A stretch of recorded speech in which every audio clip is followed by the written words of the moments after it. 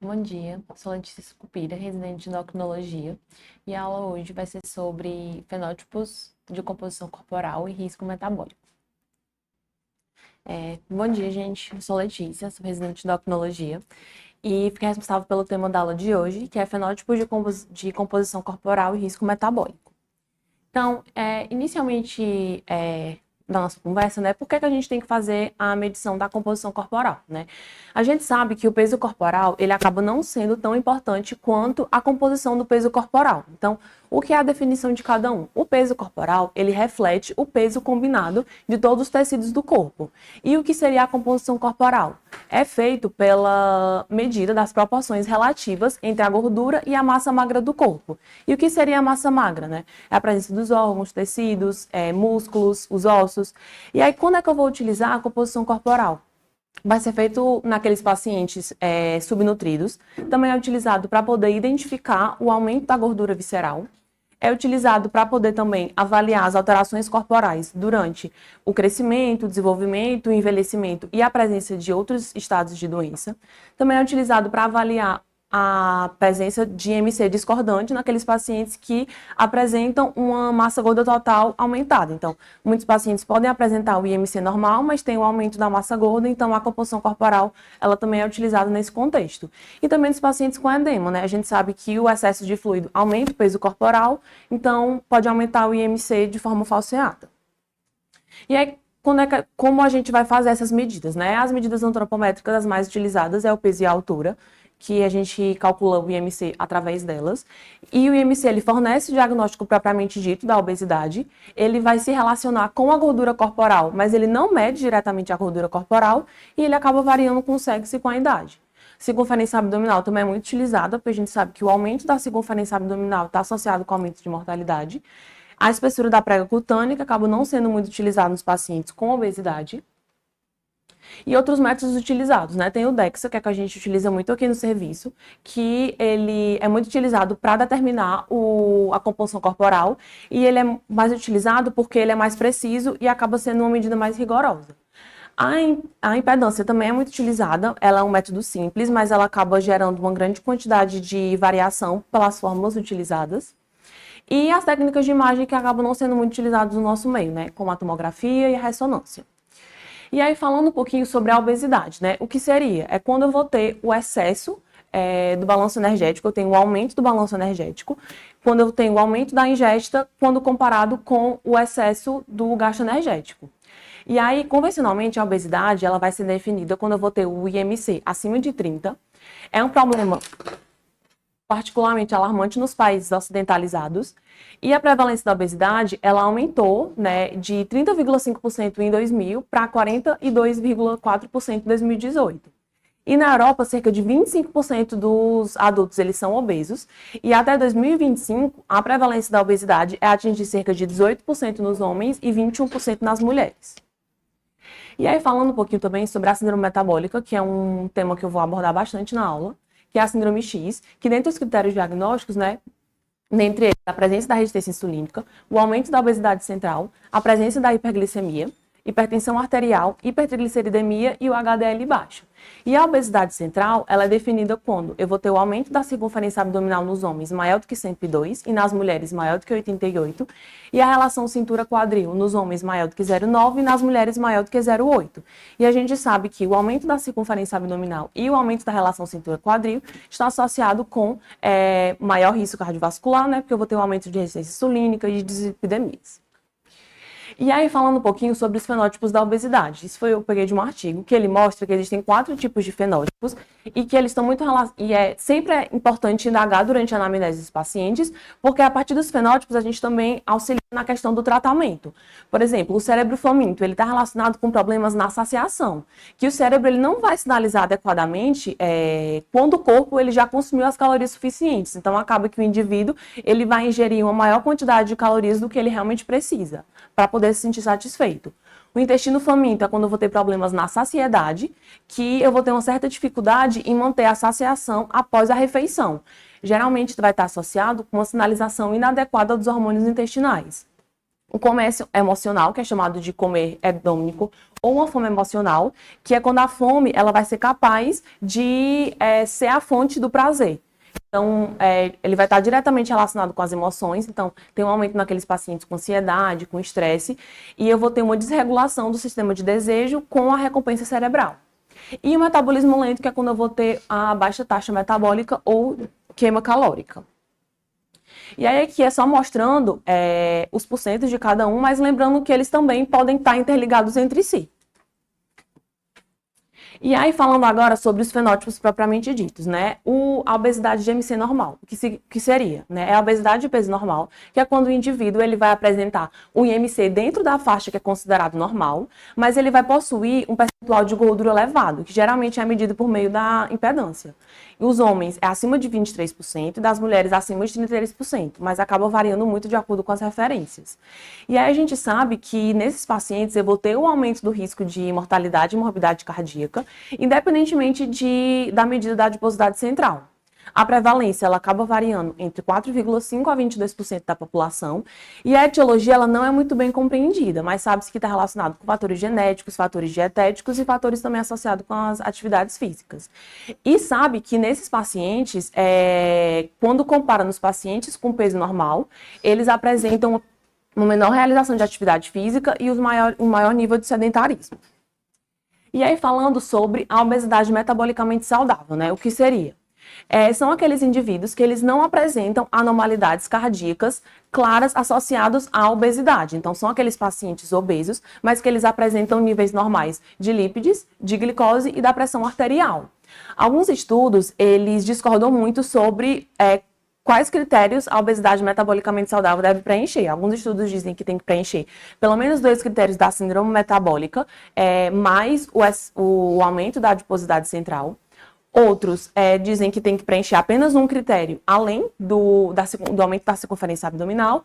E outros dizem que não tem que preencher nenhum critério da síndrome metabólica, apenas o aumento do volume abdominal. Né? E aí fica-se aquela indagação. Será que a obesidade, só ela causa o aumento de doenças cardíacas, do aumento de condições cardiometabólicas, ou a obesidade ela é parcialmente mediada porque geralmente ela coexiste com alguns fatores de risco para doenças cardíacas, como hipertensão, hipercolesterolemia e diabetes.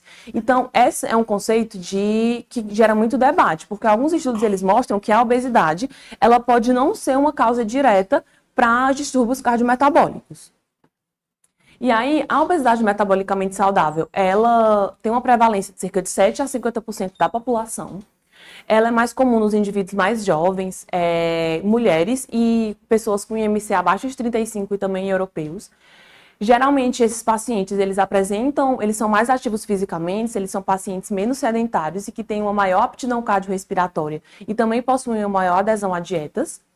E quando a gente compara os pacientes com obesidade metabolicamente saudável com aqueles pacientes que não apresentam obesidade metabolicamente saudável, viu que o primeiro grupo apresenta uma maior sensibilidade à insulina e eles têm uma menor quantidade de tecido adiposo visceral, eles apresentam um menor acúmulo de triglicerídeos no fígado e eles também apresentam um perfil inflamatório mais atenuado. Então, eles apresentam níveis circulantes de proteínas pró-inflamatórias mais baixos. E aí fica-se aquela indagação. Então, será que a obesidade metabolicamente saudável significa que o paciente está livre de doença? Então, assim, quando a gente compara essa população com a população de peso normal, a gente vê que esse primeiro grupo, ele apresenta um risco maior de 45% de doenças cardiovasculares. Então, apresenta um risco maior de 7% para doenças cerebrovasculares, 49% para a doença arterial coronariana e 96% para a insuficiência cardíaca. Então, viu-se também que essa obesidade metabolicamente saudável é como se fosse um estágio de transição para a obesidade não metabolicamente saudável, que cerca de 84% desses pacientes, eles vão evoluir com alguma outra comorbidade. E aí existe também aquele paradoxo do fatness but fitness, que o que é que seria? Seriam aqueles pacientes obesos, mas que levam um estilo de vida mais saudável. Então, são aqueles pacientes que apresentam altas aptidões cardiorrespiratórias ou altos níveis de atividade física e se indaga se esses níveis de alta aptidão física, eles podem atenuar os efeitos maléficos da obesidade. Então, um estudo, ele comparou esses indivíduos, principalmente homens, com essa obesidade, com alta aptidão física, e viu-se que eles apresentam um risco semelhante de doença cardiovascular quando eu comparo com os pacientes que apresentam, que são magros no geral, e eles apresentam uma diminuição do risco cardiovascular quando eu comparo com pacientes magros sedentários. Só que sabe-se que não ser sedentário não apenas isso não vai ser possível para neutralizar todas as consequências que a obesidade causa, porque a obesidade é sim considerada como fator de risco independente da doença cardiovascular. E aí existe também outro conceito que é chamado do paradoxo da obesidade, que seria quando aqueles pacientes que apresentam o IMC mais elevado em determinadas doenças podem melhorar a sobrevida. Isso vai ser visto nos pacientes que apresentam doença cardiovascular, principalmente insuficiência cardíaca congestiva, nos pacientes que apresentam doença renal crônica, infecção pelo vírus HIV e algumas outras doenças pulmonares. E ele vai se aplicar principalmente naqueles pacientes que apresentam sobrepeso e obesidade grau 1. E essa evidência do paradoxo da obesidade, ela é um pouco duvidosa naqueles pacientes que apresentam IMC entre 22 e 24, mas quando eu comparo com os pacientes que apresentam IMC mais baixo, ela realmente apresenta um aumento na mortalidade nesses pacientes com IMC abaixo da faixa de normalidade. E por que isso vai acontecer? O primeiro fator é por causa da causalidade reversa. Porque a gente sabe que os pacientes que apresentam baixo peso, eles geralmente são pacientes mais doentes. Além disso, eu vou ter também uma incapacidade do IMC de distinguir o tecido adiposo e da massa muscular. E um dos principais fatores é a possibilidade de que o tecido adiposo ele pode fornecer uma proteção durante doenças agudas graves, em que a ingestão calórica é severamente comprometida. Então, a gente sabe que aqueles pacientes que apresentam doenças crônicas que têm o IMC mais elevado, quando eles se deparam com alguma comorbidade mais aguda, esses pacientes apresentam uma melhor sobrevida do que aqueles pacientes que apresentam um IMC menor.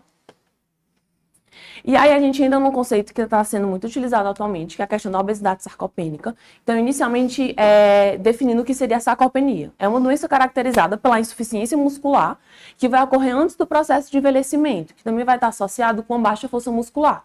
E o que seria a obesidade sarcopênica? Quando eu vou ter a associação da sarcopenia com o aumento da gordura corporal.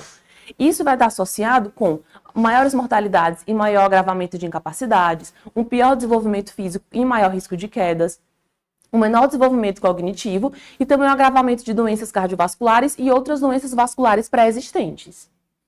E aí a prevalência ela gira em torno de 0,7 a 9,4% dos idosos. Os fatores causais, né? Geralmente é por causa de uma nutrição inadequada, eu vou ter um aumento de resistência insulínica, uma diminuição nas concentrações de hormônios, como o GH e a testosterona, a inflamação por meio de citocinas pró-inflamatórias do tecido adiposo e inatividade física e o sedentarismo. E aí, sabe-se que a perda de peso, ela é muito benéfica para grande parte da população, principalmente para adultos jovens, mas sabe-se que para os idosos isso é muito controverso. Então, no artigo que eu li, eles falam que a recomendação para os idosos perderem peso é quando eles vão apresentar apenas comorbidades associadas à obesidade. Então, por exemplo, uma pressão alta, uma diabetes, uma dislipidemia que estão associados com a obesidade. Sem essas complicações, eu não teria a indicação de estar orientando o paciente a essa perda intencional de peso. E a gente sabe que o excesso de gordura corporal com a redução de massa magra, decorrente do próprio envelhecimento, vai causar um IMC dentro da normalidade. Então, a utilização do IMC desses pacientes não é muito indicada. Então, no artigo que eu li, que foi pela Revista Brasileira de Geriatria, como é que se dá o diagnóstico? Eu pego os pacientes que têm probabilidade de sarcopenia ou sarcopenia severa, e eu vou avaliar a obesidade por meio do percentual de gordura. Então, quando tem um acima de percentual de gordura de 27% para os homens idosos e 38% para as mulheres, eu considero a obesidade, mesmo com o IMC dentro da faixa de normalidade. E aí, falando um pouquinho sobre as alterações corporais na mulher pós-menopausa, né? A gente sabe que a menopausa é quando eu vou ter a suspensão permanente dos ciclos menstruais secundários à falência da atividade folicular ovariana. E a menopausa, ela vai ser... Eu fecho a menopausa quando eu tenho após 12 meses de amenorreia, né? E ela vai ocorrer entre os 45 e 55 anos de idade. Só que a gente sabe que as alterações cardiometabólicas começam no período perimenopausa, que é quando eu vou ter um aumento do LDL e a diminuição do efeito protetor do HDL. O ganho de peso e o aumento da distribuição central de gordura, geralmente eles ocorrem nos primeiros anos após a menopausa. Isso vai estar muito associado porque eu vou ter uma redução do gasto energético. E os níveis aumentados de FSH, eles interferem no ganho de peso, independentemente dos níveis do estrogênio. Então, a menopausa, ela é considerada um fator de risco para as doenças cardiovasculares, principalmente porque eu vou ter os efeitos potenciais da senescência ovariana, na função cardíaca, na pressão arterial, na tolerância à glicose e também no perfil lipídico. E aí, o que é que vai acontecer, né? Eu vou ter o hipoestrogenismo, que ele vai ativar o sistema renina-angiotensina-aldosterona, vai estimular a produção de endotelina, que é um vasoconstrictor, e diminui a produção de óxido nítrico, que é um vasodilatador. Isso vai aumentar os efeitos do processo aterosclerótico. Então, a gente sabe que nos primeiros anos pós-menopausa, as mulheres que não fazem a reposição de terapia com estrogênio, elas geralmente ganham mais massa magra, mais massa gorda e perdem mais massa magra. E a terapia com estrogênio, apesar dela não prevenir o ganho de peso, ela minimiza sim a redistribuição de gordura. Aí só lembrando, né, que a terapia de reposição hormonal, ela vai ser indicada para as mulheres que apresentam sintomas da menopausa. Ela não é indicada para poder prevenir doenças cardiovasculares. Inclusive, falando dos efeitos cardíacos do estrogênio, os efeitos benéficos que eles causam. Eles vão melhorar os perfis lipídicos, eles melhoram a função endotelial, principalmente nas mulheres jovens e saudáveis, eles melhoram a sensibilidade à insulina e os efeitos, os malefícios que eles causam, né? Eles vão causar um aumento de concentrações de triglicerídeos. Além disso, tem também efeitos protrobóticos, como a redução do fator 5 e da antitrombina 3, e também vão causar um aumento da síntese hepática e de marcadores inflamatórios vasculares. E aí teve um estudo, que é o WHI, que ele mostrou que quando eu comparei em determinado grupo de mulheres a utilização da terapia de reposição hormonal combinada com placebo, eu tive um aumento de doenças cardiovasculares e de AVC nesse primeiro grupo. Só que isso não foi evidenciado nas mulheres que fizeram a terapia de reposição hormonal antes dos 60 anos de idade ou dentro dos primeiros 10 anos dos sintomas da menopausa. Então, o que é que esse estudo mostrou? Que eu tenho que avaliar o risco individual de doença cardiovascular quando eu for começar a terapia de reposição hormonal. E se a terapia de reposição hormonal ela foi indicada naqueles pacientes que apresentam aumento de risco cardiovascular, tem que ser realizado com cautela e preferencialmente fazer pela via transdérmica. Mas é consensual que a estrogenoterapia na perimenopausa, em mulheres de 50 e 59 anos, reduz em torno de 40% a mortalidade por risco cardiovascular. E aí aqui, é só mostrando esse estudo que eu citei, aqui, que nessa população, quando a gente compara a terapia de reposição hormonal combinada, teve maior risco de mortalidade por doença arterial coronariana e por AVC quando eu comparo com os pacientes que apresentaram placebo. Então, realmente tem que ser uma conduta muito individualizada para esses pacientes. E aí, falando um pouquinho sobre a síndrome metabólica nos pacientes com doença mental grave. A prevalência da síndrome metabólica nesses pacientes acaba diferindo muito. E os fatores contribuintes? Existem a predisposição biológica, tem os fatores genéticos associados, tem também fatores de estilo de vida, né? Sabe-se que esses pacientes acabam aderindo a dietas menos saudáveis, tem um maior percentual de tabagismo, maior uso de álcool, drogas, e também tem uma menor atividade física. Mas um dos principais efeitos é a questão do uso dos antipsicóticos, né? Os antipsicóticos são um tratamento de primeira linha para a esquizofrenia e para os principais transtornos mentais graves. E aí, falando um pouquinho sobre eles, né? A gente tem duas classes de antipsicóticos. A gente tem o de primeira geração, que são considerados antipsicóticos típicos, e o de segunda geração, que são os atípicos. E o mecanismo de ação entre eles é bem parecido, mas é exatamente por isso que eu vou ter a diferença nos efeitos colaterais. O mecanismo de ação dos antipsicóticos de primeira geração, eles vão antagonizar os receptores dopaminérgicos D2, sistema nervoso central, só que acaba que esse antagonismo, ele é mais intenso e duradouro, então eles também vão inibir as vias dopaminérgicas nigrostriatais.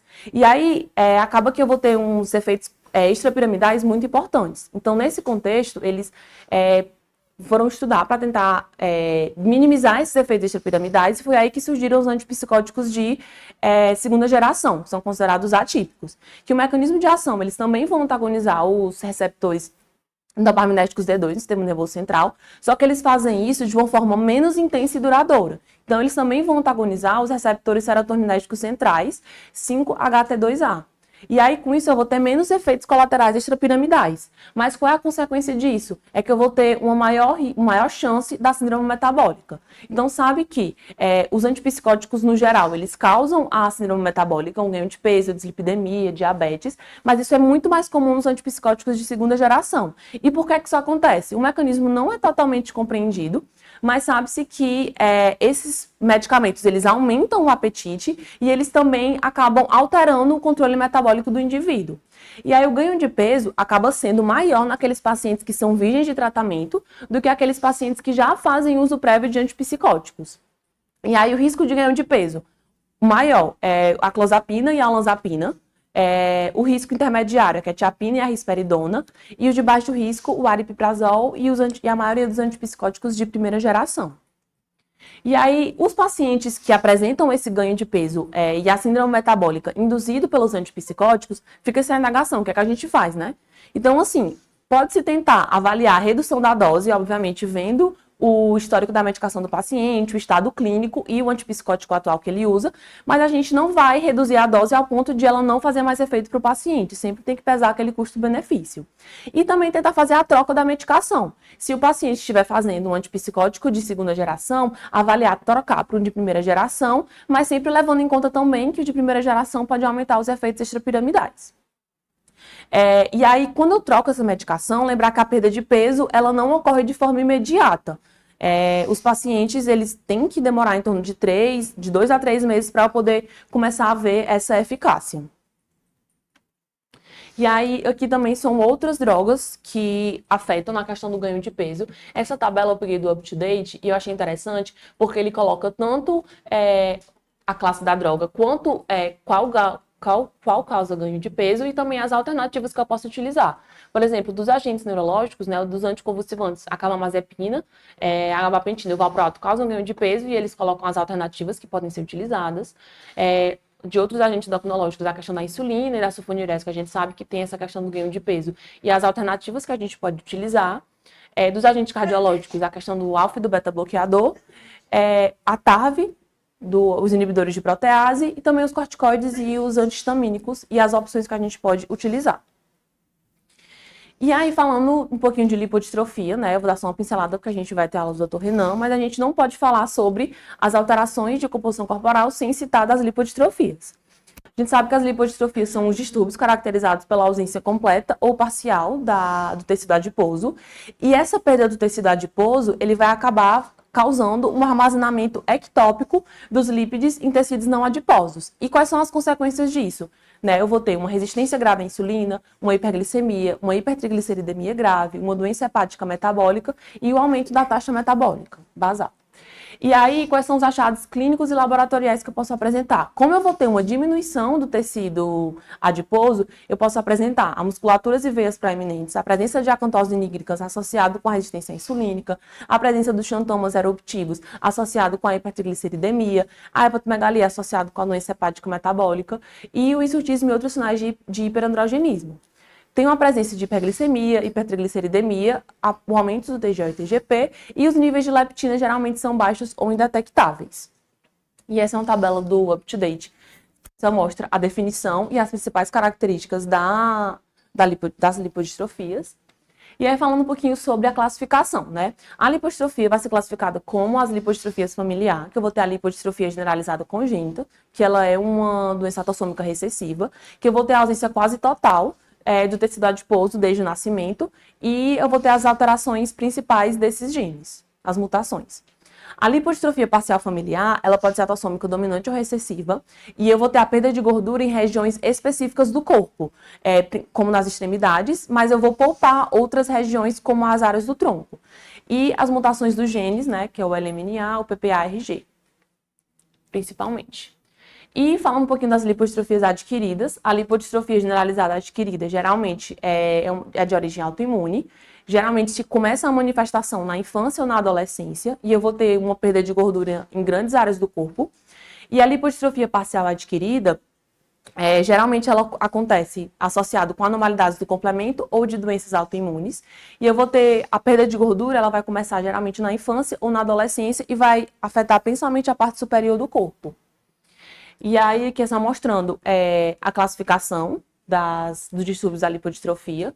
Lembrando a lipodistrofia total, que é a de Bardinarelli, e a lipodistrofia parcial, que tem a de Dunnigan e a de Corbelin. Essa primeira é o Corbelin e a segunda é o Dunnigan. E das lipodistrofias adquiridas, lembrando também da lipodistrofia associada com o vírus do HIV. Era isso.